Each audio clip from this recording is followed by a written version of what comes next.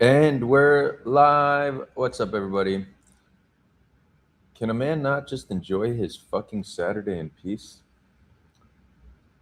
Living in a country with psychopathic leadership sometimes takes away your peaceful Saturdays, I guess. But it was a preemptive strike, right? So it's okay. Preemptive. Honestly, it was cool that a lot of the mainstream media put preemptive in quotations because that's just one of the biggest. It's just such bullshit.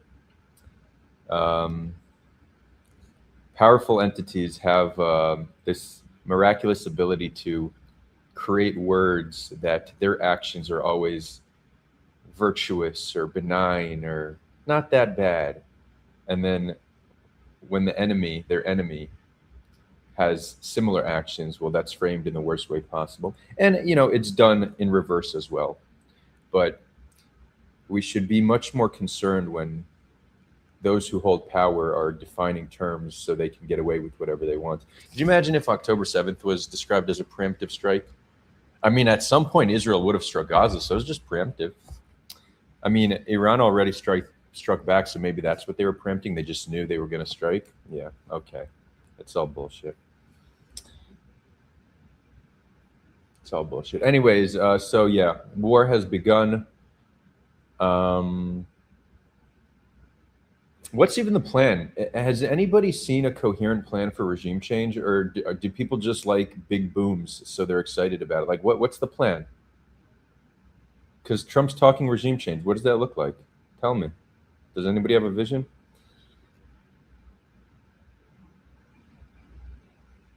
How do you actually defeat the government and the military with airstrikes? Can you? Probably not. I haven't seen anybody post anywhere near a coherent vision. People just like big booms.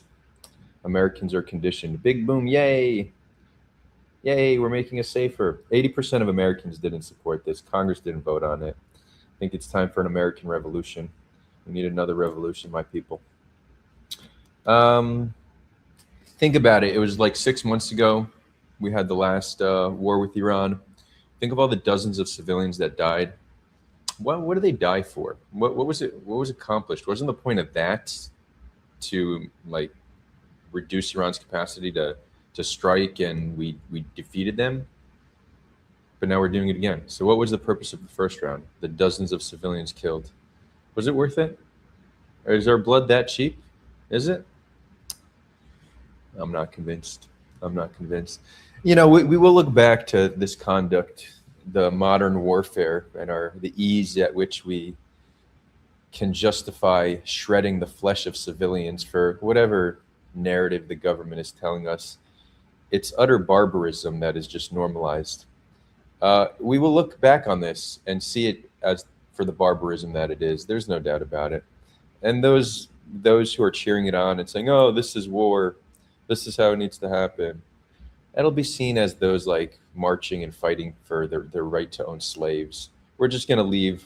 It'll this idea will be left in the dustbin of history as we make moral progress. But yeah, we are existing amongst many slave owners, or the equivalent to that, had this been a few hundred years ago. People who don't have capacity to understand moral progress if their government themselves don't tell them what's right and wrong. Which you know, I guess that's human nature.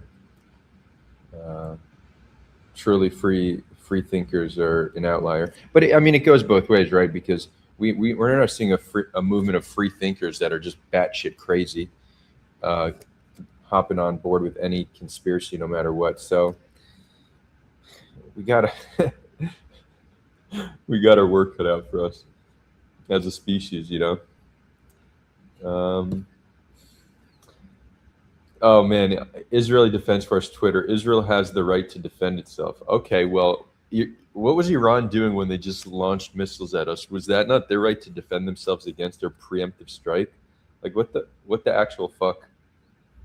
Also, the self awareness of some of these activists, like Noah Tishby. This was so cringe. This was so cringe. Let's share this. Oh my god. Just minimal self awareness, my people. Come on, like I think you can't understand how off-putting this is to non-Jews and non-Israelis to see such conduct. From acquiring a nuclear weapon. We're all in the shelter. The kids, everybody, we're all in the shelter. And just for anybody who's wondering, in the U.S., if we could have gone back in time and prevented North Korea from acquiring a nuclear weapon, I'm sure a lot of us would have said, yes, let's do this, because the world is much less safe because that crazy regime has nuclear power. So what we're doing right now, the U.S. is leading the world in preventing an Islamist regime from getting a nuclear power. Right. Okay. So on one hand, she's saying we need to do this, we need to do this, while playing victim that she's in a shelter. Like, come the fuck on. And also, the world is not a more dangerous place because North Korea has nuclear weapons. North Korea is a safer place because they have nuclear weapons. They don't pose a risk at actually nuking somebody. They're just less likely to get invaded now. So that argument just doesn't hold up. Doesn't.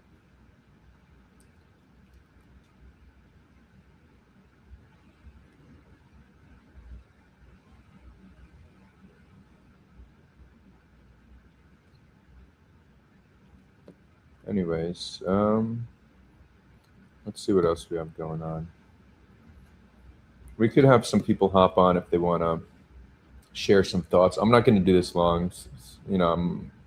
Saturday is the day of rest. Also, what is that about? Jewish state preemptive strike on Shabbat. According to Jewish law, you could only do it if it's like a life or death situation. That's what allows you to break Shabbat. So you're saying, had Israel not had they waited till this evening, till after Shabbat, would that have put Israelis at risk? Nah, get the fuck out of here. In fact, I would say this preemptive strike just put Israelis at risk. So you're breaking Shabbat in order to increase the chance that Israelis die. That's like the least Jewish thing imaginable.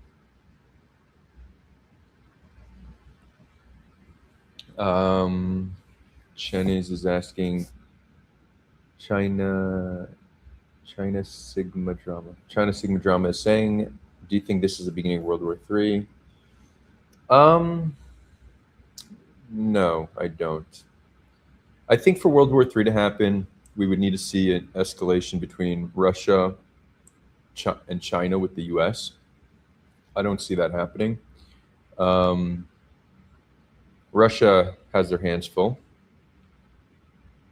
and China has never really shown interest in military aggression. Um, so I don't see it escalating like that. But I guess we'll see. I mean, hopefully not, right? It's also interesting on a side note, but actually, whatever. I'm not gonna. It would be not inappropriate to talk about something like that on a stream like this. I'll share it later. But it was something all too lighthearted. Um, so yeah, no, I don't think we're headed towards World War III, but I think we have, at least for this week, lots of back and forth, some amount of bloodshed. Yeah. I'm meant to be flying to Cyprus this Thursday, so hopefully that's not canceled. I'll take a boat. Our boat's canceled. JMS is saying, I don't see how this would cause World War III if Iraq didn't. I mean, we're in a very different political climate now, but I do agree that this probably won't lead to World War III. So China's saying, do you think this will turn into another situation like Iraq, Afghanistan, or Libya? Well, let's compare them one by one, right? So Iraq required boots on the ground. I don't know if there's any intention to do that. If the goal is regime change, I don't see any real vision to do that through airstrikes. Airstrikes plus Iranians rising up is not going to be enough. The Revolutionary Guard is so immensely powerful.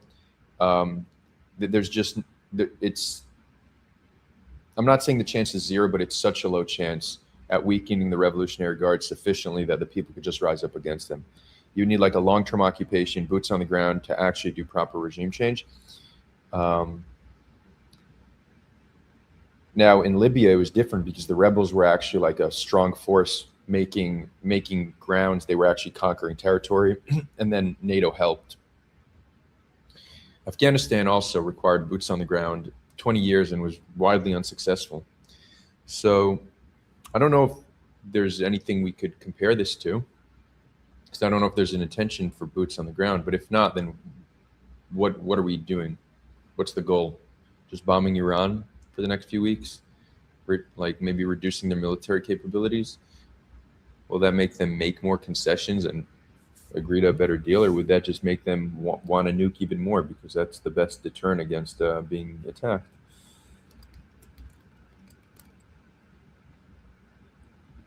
Who knows?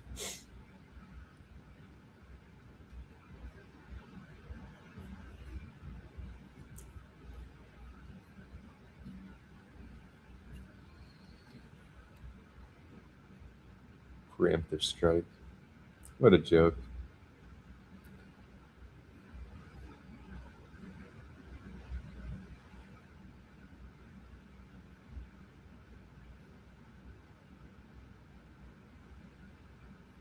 And what are we meant to make of this? That no matter who the president is, no matter who the U.S. president is, no matter how much they campaign on a no-war agenda, they just seem to constantly be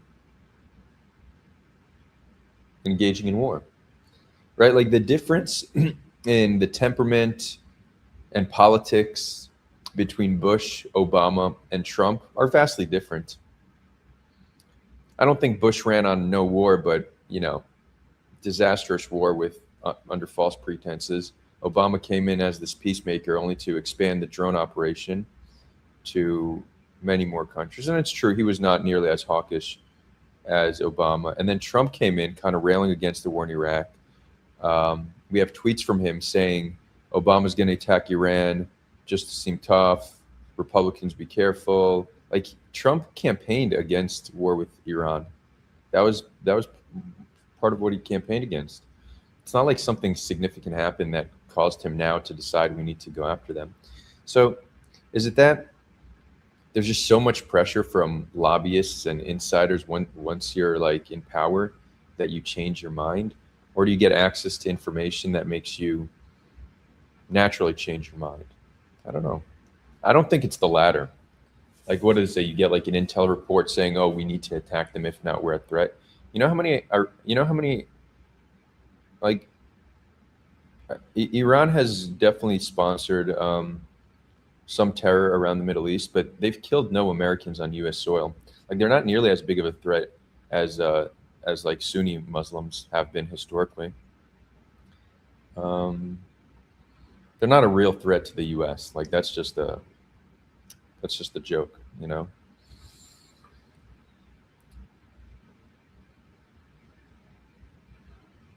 Jay Masters is saying Carter was probably the last president who actually tried to avoid war, and he was hated for it. Yeah, one term, huh?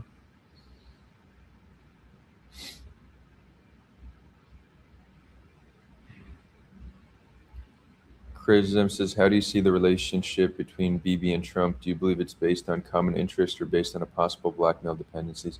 No, the whole blackmail thing is bullshit in my opinion. It's one of those narratives that people just ran with. That's not based on any real evidence.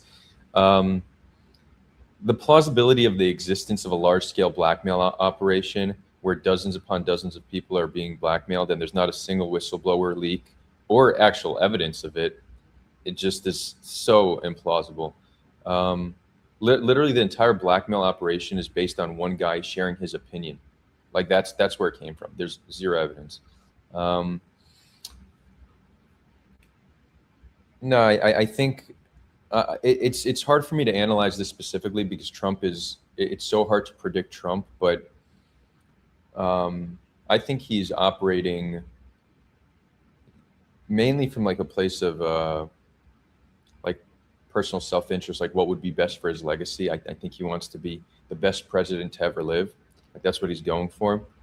Um, and I think he wants like big, drastic change in order to achieve that.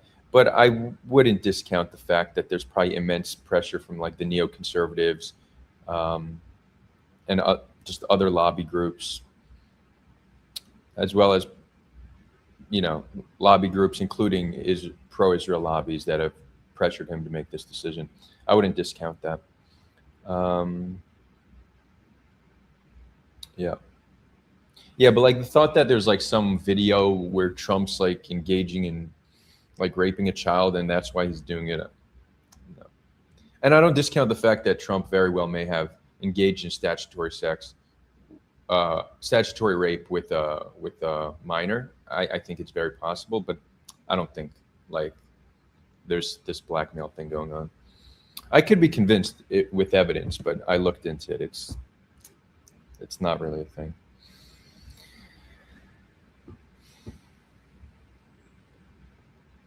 Let's see what else we got.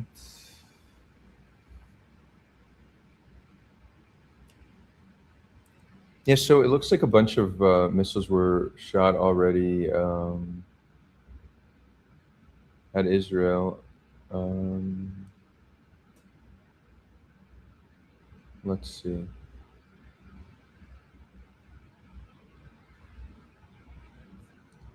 But I don't think there were any direct hits. Israel told to go to safe room. Trump declares major combat against Iran.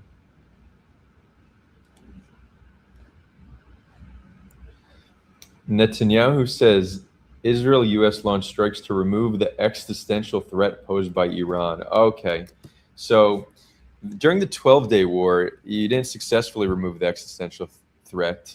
You just failed. But now you've removed it in these attacks. Okay, I get it. Makes sense. Sounds plausible. Super convincing. Super convincing. And how like Trump in his speech is again, it's always the same thing, how you just sell fear to the people. We're under imminent threat. They've been threatening us for decades. We need to deal with it now. If you sufficiently scare your population, they will almost always support you killing other people to make you safer. Although it seems like this time it didn't work because the majority of Americans did not support this, or did not support this. Let's see how it changes. Because there's very few things that unify the Democrats and Republicans like a good war, right? That's. I remember even in Trump's first term, the first time I saw the media ever praise him was when he killed Soleimani, when he attacked an Iraqi airport, and the Democrats for the first time praised him. That's all it took. Just kill somebody, you know. That's what unifies the parties, bombing other countries.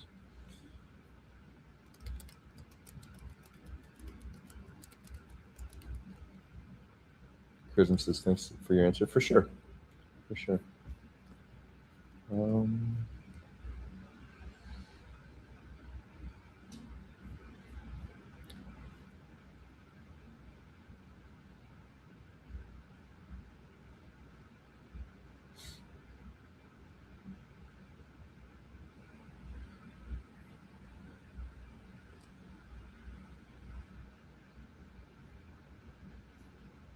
Looks like Yemen just announced that they're going to get involved. Interesting.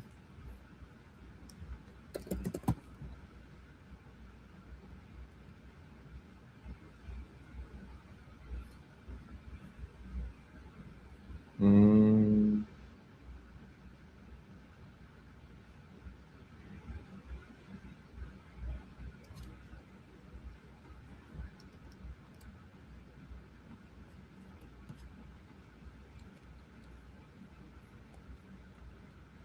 Houthi movement announces the closure of Bab el-Shadab Strait in the Red Sea and warns that they will target U.S. Those Houthis, hard to deter them. Like, of all the people that have been involved, um, the Houthis have been like the most resilient. No one's really been able to do much to them.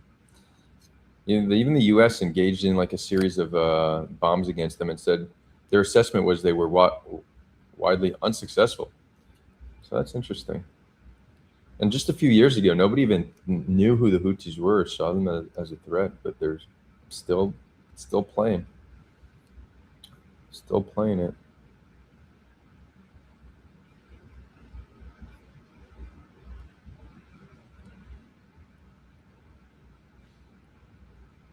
Someone tweets, the war no one wanted has just begun. Well, some people want it. Looks like they got their way.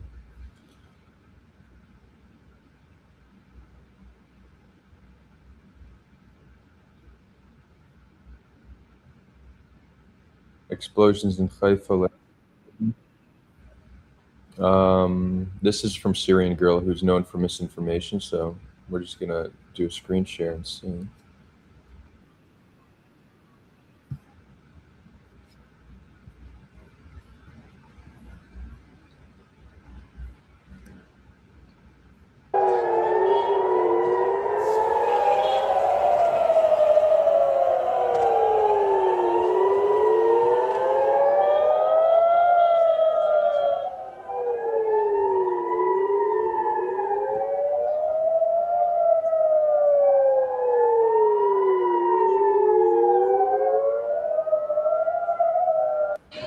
Yeah, I mean, you see, that's she's just a liar. Were there explosions in Haifa? Were there explosions? No, there was a siren. I'm close enough, so those are. I heard those sirens from where I am, and we did hear the interception. Boom! You could hear when it's intercepted.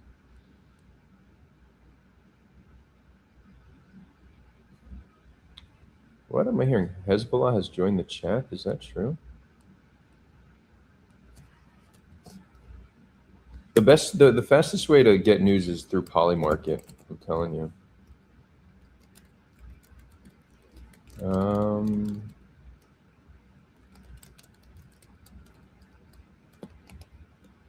no, you see, Polymarket still says there's a 79% chance Hezbollah will not attack today. But it went from a 2% chance that they would to 25% chance that they would. So it's, I don't know why somebody tweeted they've entered the chat, but it looks like the chance of them doing something has increased. But that's just, again, misinformation. Um,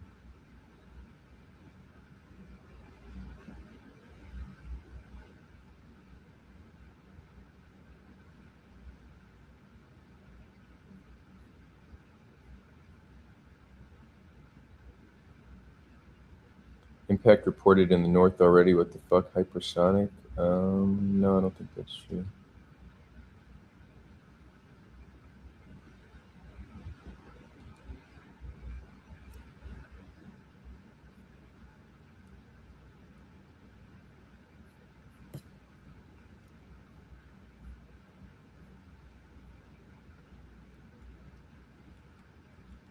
Oh, actually, this isn't okay.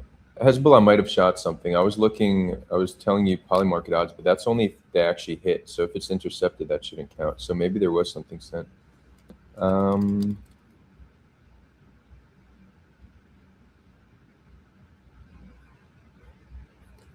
let's see.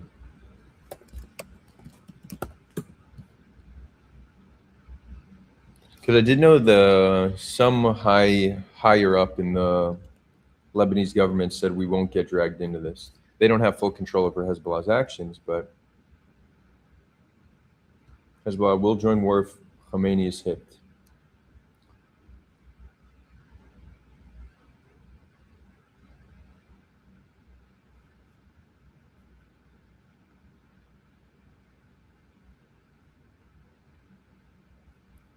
Okay, that's interesting.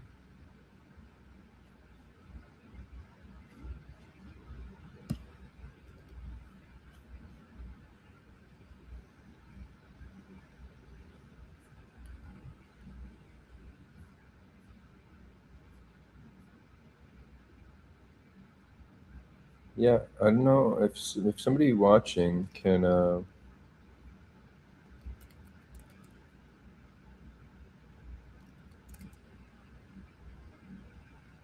if anyone can find something on Hezbollah because I'm not seeing any. Jordanian airspace is now closed. They're using civilian air shield U.S. bases in Jordan.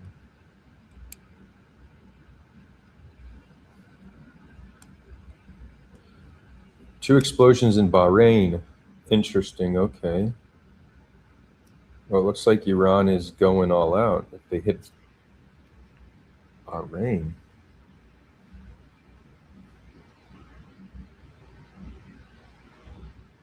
I guess, are there U.S. bases there? Yeah. What did Bahrain do?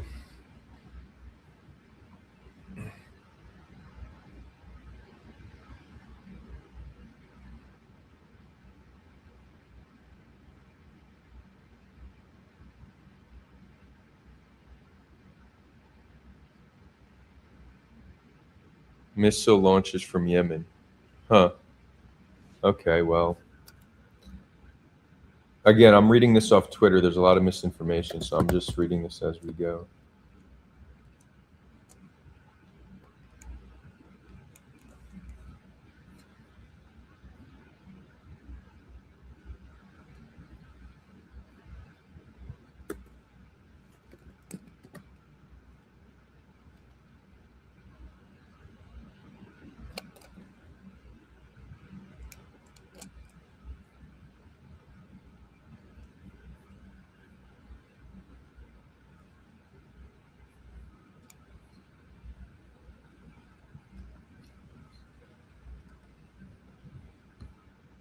Yeah, I'm not seeing. I don't think there's anything from Hezbollah.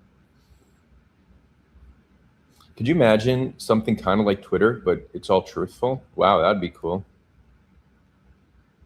That's almost why the reason I mentioned Polymarket is essentially requires you to put your money where your mouth is. So it can't just be dependent on somebody like the odds there are people truly believing enough that they're willing to put money. So there's a cost to misinformation. You can't just that's more likely to tell you truth than Twitter, where people could lie and there's no consequence.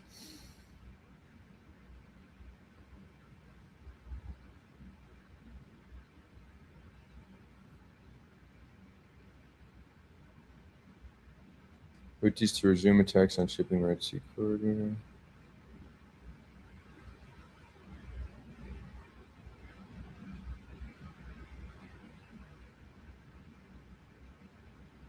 All right, so okay, the Houthis are saying they will bomb.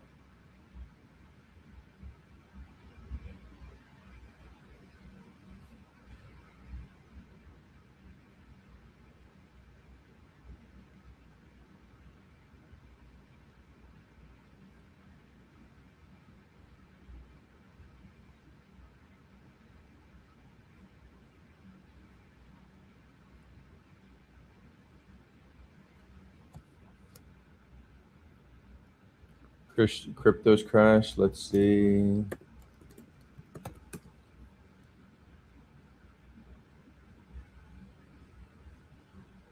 Oh yeah, yeah. A lot of the Bitcoin mining is in Iran because they have low energy prices, so maybe connected to that.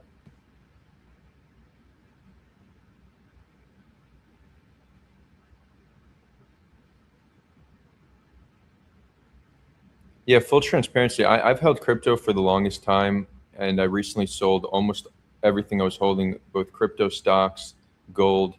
It's so unpredictable. Um, I actually, believe it or not, think Polymarket is the best because you're not dependent on the macro. The world could be destroyed, and you could still be earning if you predict correctly. All other assets, it's just so uncertain right now what's happening with them. So again, it's also very risky. So I'm not promoting it and saying go use Polymarket, but if you do have a good mind and are very disciplined and methodical, then you could do pretty well there.